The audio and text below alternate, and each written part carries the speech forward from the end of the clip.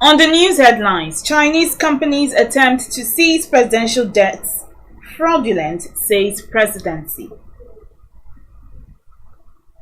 NJC formally okays Kekere-Ekun as to succeed Ariwoola as CJN.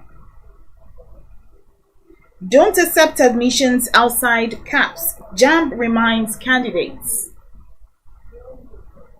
Customs intercepts containers of expired medicines, hard drugs worth 1.8 billion naira in Lagos.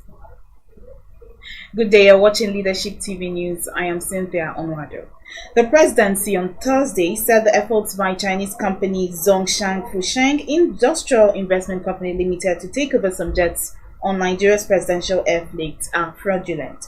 A statement signed by the Special Advisor to the President on Information and Strategy, Mr. Bayo Onanuga, on Thursday read, the federal government is not under any contractual obligation with the company. The case in which Zhongshan is trying to use every unorthodox means to strip our offshore assets is between the company and the Ogun State government. The statement is titled, Chinese Companies' Fraudulent Attempts to Strip Nigeria's Assets Abroad. Onanuga was responding to earlier reports that a French court had sanctioned the seizure of 3 Nigerian presidential debts, including a newly purchased Airbus, amid a legal dispute between Zhongshan and the Ogun State government.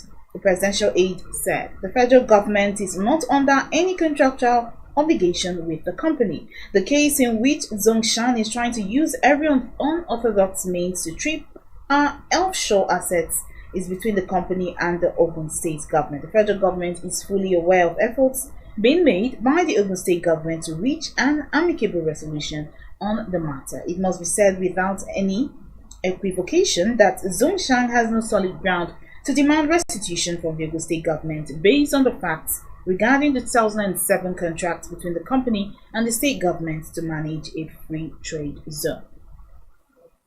And moving on now, the National Judicial Council, NJC, has formally recommended Justice Kudirat Kekere-Ekun to President Bola Tinubu for appointment as the next Chief Justice of Nigeria, CJN. According to a statement from the council signed by its Director of Information, Soji Oye Esquire, the recommendation was imperative as the incumbent CJN, Justice Olukayode Ariwoola, will formally bow out of office on August 22nd, 2024. He said the NJC also recommended 27 candidates for appointment as judges of state high courts and a candidate for appointment as Qadi of the Sharia Court of the FCT Abuja to their various state governors. Leadership had a few days ago reported that Justice Kekere-Ekun was set to succeed Justice Ariwoola as the highest judicial officer and the second female CJN. And other news stories now. Again, the Joint Admission and Matriculation Board, JAMB, has warned candidates against accepting admissions from tertiary institutions outside its Central Admission Processing System, CAPS. The nation's tertiary institutions admission agency also reminded institutions to hasten the disclosure of admissions they offer outside CAPS between 2017 and 2023, saying there are severe consequences for violations. The board, in a statement on Thursday by its spokesman Fabian Benjamin, said it has observed a large number of candidates thronging its offices to resolve issues related to the disclosure of candidates admitted outside a central admissions processing system from 2017 to date. It read in part, the Joint Admission and Matriculation Board, JAMB, has observed a large number of candidates thronging to its offices to resolve issues related to the disclosure of candidates admitted outside CAPS from 2017 to date. While we appreciate the enthusiasm, we must correct the misconception that the focus is on candidates' actions. We urge institutions to carefully review our initial letter and ensure full compliance, as failure to disclose will result in severe consequences. Candidates are also reminded not to accept admissions outside CAPS. The board reiterated that candidates not disclosed by institutions will not be entertained. The board will not tolerate any condonement of undisclosed admissions moving forward.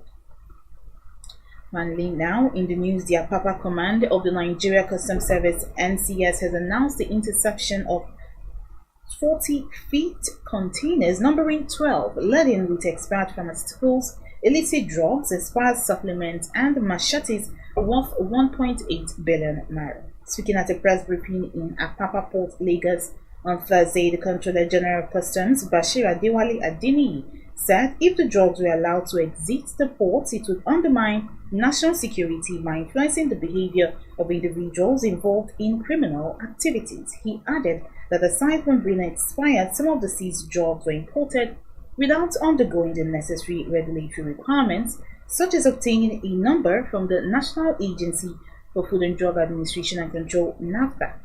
The CGC stated that some containers were also seized due to false declarations to evade duty payments, which amounts to smuggling. In his words, in total, 12 containers have been seized. These imports are in flagrant violation of Section 233 of the Nigeria Customs Service Act 2023. Adeniyi, however, commended the command for working with him on this anti-smuggling exploit.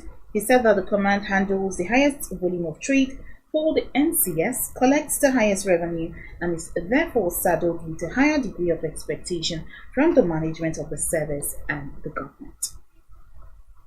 And that sums up the news here on Leadership TV. For more of our news stories, you can log on to our website www.leadership.ng. Many thanks for watching. Thank you for watching. For sponsorship and advert placements, please contact 080-3688-6158. Last Word Leadership Podcast Studio. You have the